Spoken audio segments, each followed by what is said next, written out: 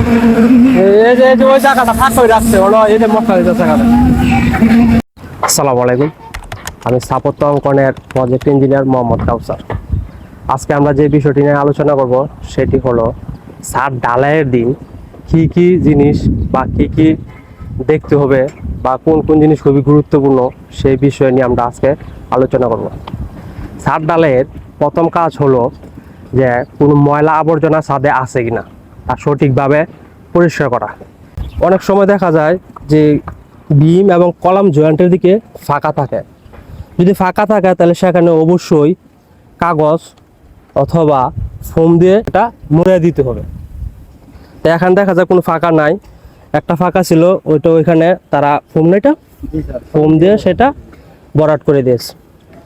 তার পরবর্তীতে ছাদ ঢালাইয়ের যে জিনিসটা সবচেয়ে বেশি গুরুত্বপূর্ণ সেটা হলো গিয়া ব্লক দেওয়া, যে পর্যাপ্ত পরিমাণে ব্লক দেওয়া হয়েছে কিনা অথবা পাশে ব্লক আছে কিনা। এখানে আমরা দেখতে পাচ্ছি যে 3 ইঞ্চির যে ব্লকটা অর্থাৎ ডাবল দেল যে ব্লকটা মোটামুটি তারা 2 ফিট দূরত্বে দেওয়া আছে। সবগুলি ব্লকে তারা সুন্দরভাবে দিচ্ছে এবং নিচের জালি কিছু ব্লক এই দেখেন এটা সরে গেছে, অর্থাৎ এটা নিচের জালি তো মোটামুটি ব্লক দেওয়া আছে।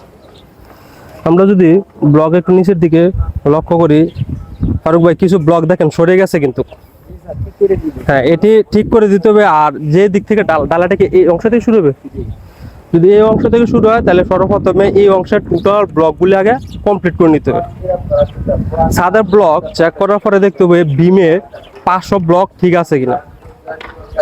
যদি আমরা এদিকে একটু লক্ষ্য করি তাহলে দেখা যায় বিমে 500 ব্লক দেওয়া আছে। তো ফারুক ভাই চেষ্টা করবেন এই পাশে যদি ব্লক দেন আরেকটা ব্লক পাশাপাশি দেওয়ার জন্য।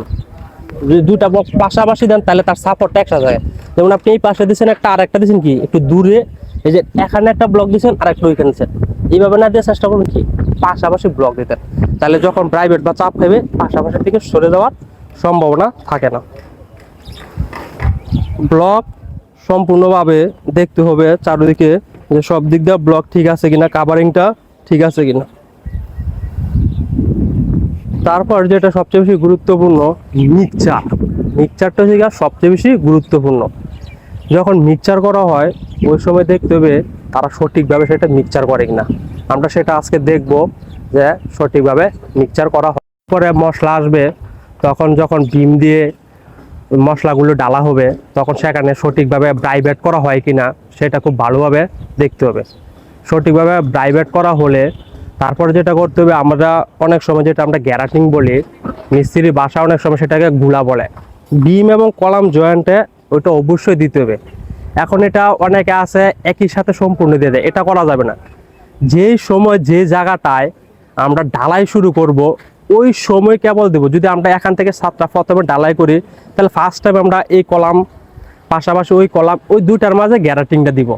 তারপর যখন ছাদ আস্তে আস্তে ওইদিকে আসবে তখন আমরা আবার এটা দিব ওইটা দিব, অর্থাৎ যেভাবে যাবে ওই সাথে সাথে আমরা কি করব গ্যারাটিংগুলি দিব। আমরা একসাথে সম্পূর্ণ গ্যারাটিং সবগুলি বিম এবং কলাম জয়েন্টে দিব না। আর মন থাকবো বিষয়টা, মানে যে কারণে আমরা ঢালাই করব শুধু ওই সময় কি করবেন গ্যারাটিংটা দিবেন, তাহলে সাথে সাথে তার জয়েন্টটা থাকবে। হ্যাঁ অনেকে আছে কি করে সম্পূর্ণটা একবারে দিয়ে দেয়, কারণ হচ্ছে কি আমি যখন সম্পূর্ণ দিলাম তখন অন্যদিকে কি শুকিয়ে যাবে, তাহলে আমার গ্যারাটিং এর দিকে আরো দেওয়ার চেয়ে উপকার হচ্ছে অপকার হবে। এই কারণে যখন আমরা ছাদটা ঢালাই যে দিকটা শুরু হবো আমরা ওই দিক থেকে গ্যারাটিং দেওয়াটা শুরু করবো শুধু বিম এবং কলাম জয়েন্টে। ভাই ড্রাইভারটা একটু খারাপ ভাবে দিয়ে তাহলে মনে করেন পুরোটা হবে, বুঝছেন, একটা আবার ওই পাশে 2 পাশে মিলিয়ে দিয়ে আর কি। তাহলে মনে করেন 2 পাশে হ্যাঁ একটা আবার একটা ওই পাশে দিবেন, আর একটু খাড়া দিন বিমে বাইবেটটা কলামে জয়েন্টে বাইবেটটা একটু খাড়া দিন আর কি। ছাতালের সবচেয়ে গুরুত্বপূর্ণ বিষয় হলো প্রাইভেট করা, এবং প্রাইভেটটা যেন সঠিকভাবে করা হয় সেটা ভালোভাবে দেখতে হবে। প্রাইভেট করার সময় একটু লক্ষ্য রাখতে হবে যেন অনেক সময় আছে তারা যে নজরটা আছে এটা একটু অ্যাঙ্গেল করে মারে, এটা যেন না হয়, সবসময় যেন এটা একটু খারাপভাবে মারে। এই যে ওই জায়গাটা ফাঁক করে রাখছে হলো এই যে মশলা দিতে জায়গাটা নেনা তো সামান্য একটু কাগজটা দিলে মশলাটা যাইতো না কিন্তু